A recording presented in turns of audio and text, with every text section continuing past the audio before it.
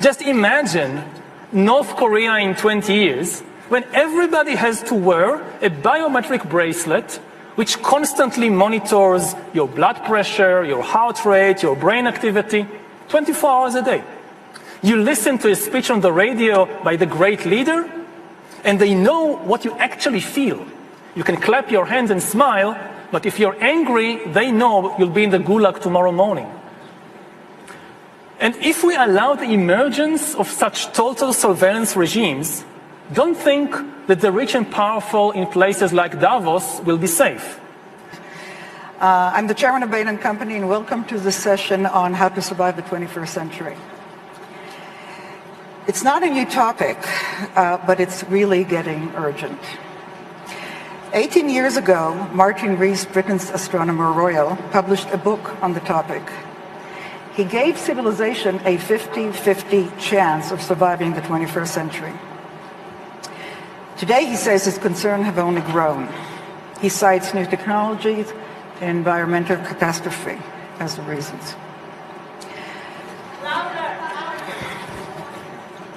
Well, don't yell at me, yell at the technician. Can you hear me now? Okay. Should I repeat what I said? Sorry, guys. Well, first I introduce myself. I'm Orit Gadish. The order there is a little misleading. I'm the chairman of Bain & Company, and I welcome you to the session on how to survive the 21st century.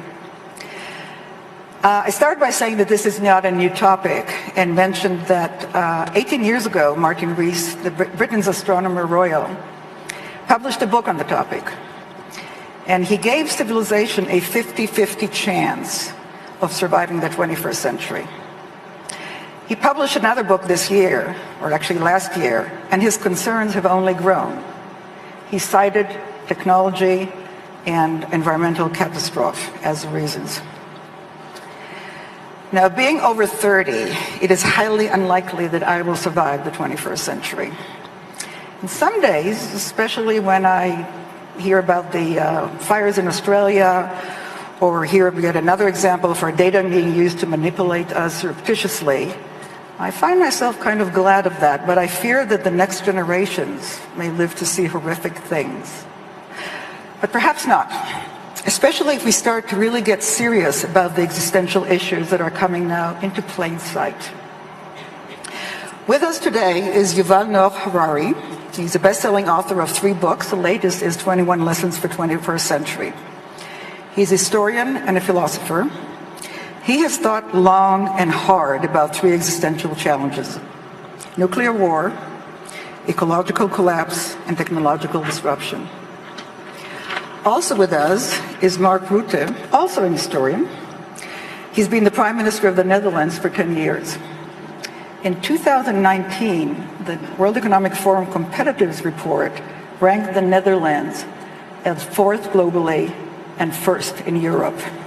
It's a pretty good report card for a nation with some real challenges that are relevant to the topic we were going to be talking about today. As many of you know, about 1/3 of the country is below sea level. The Dutch are famous for their dikes.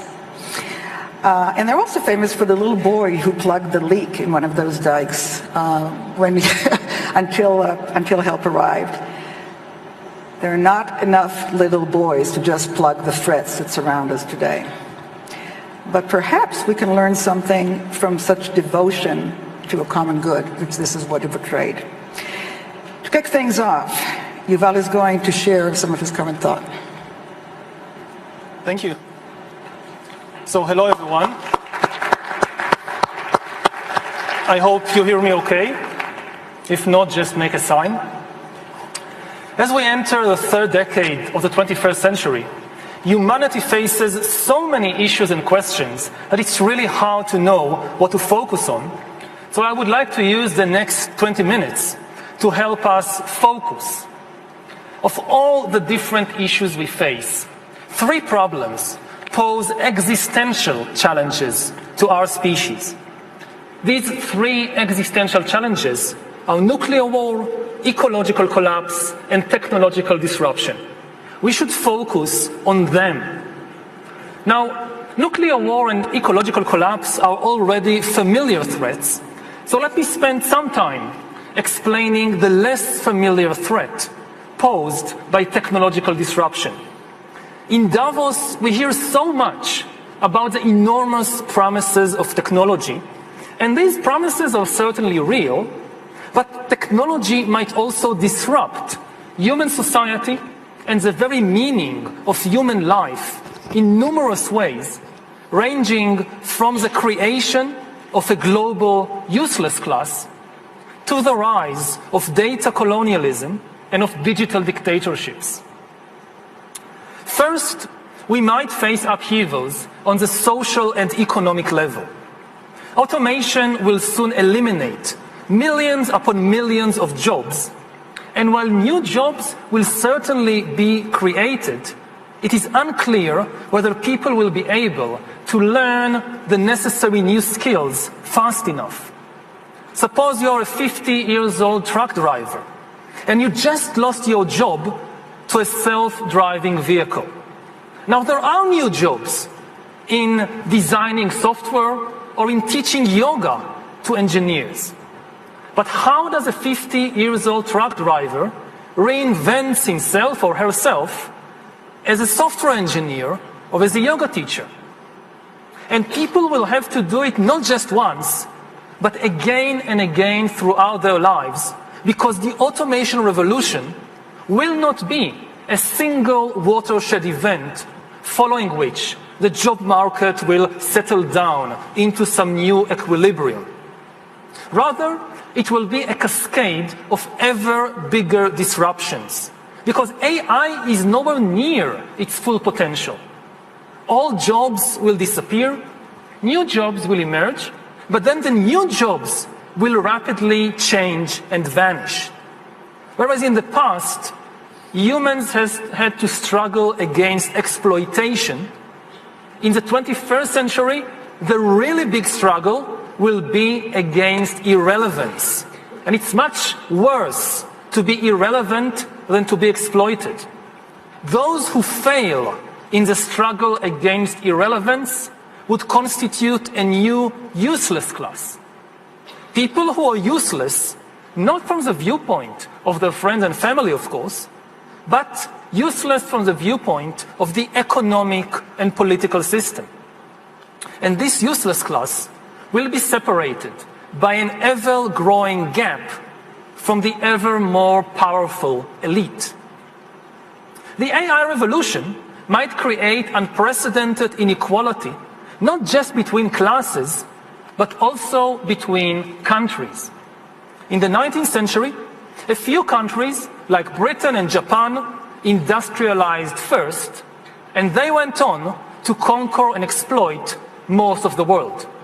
If we aren't careful, the same thing will happen in the 21st century with AI. We are already in the midst of an AI arms race, with China and the USA leading the race, and most countries being left far, far behind. Unless we take action to distribute the benefits and power of AI between all humans, AI will likely create immense wealth in a few high-tech hubs, while other countries will either go bankrupt or will become exploited data colonies. Now, we aren't talking about a science fiction scenario of robots rebelling against humans. We are talking about far more primitive AI, which is nevertheless enough to disrupt the global balance.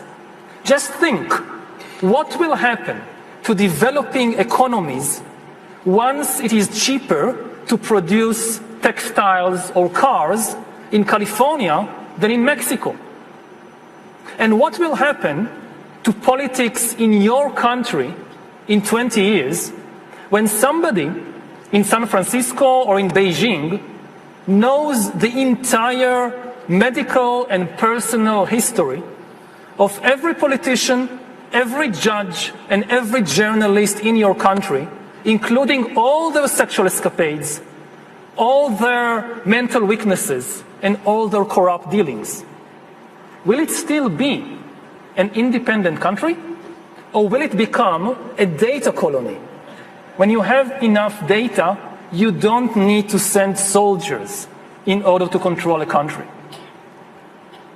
Alongside inequality, the other major danger we face is the rise of digital dictatorships that will monitor everyone all the time. This danger can be stated in the form of a simple equation, which I think might be the defining equation of life in the 21st century.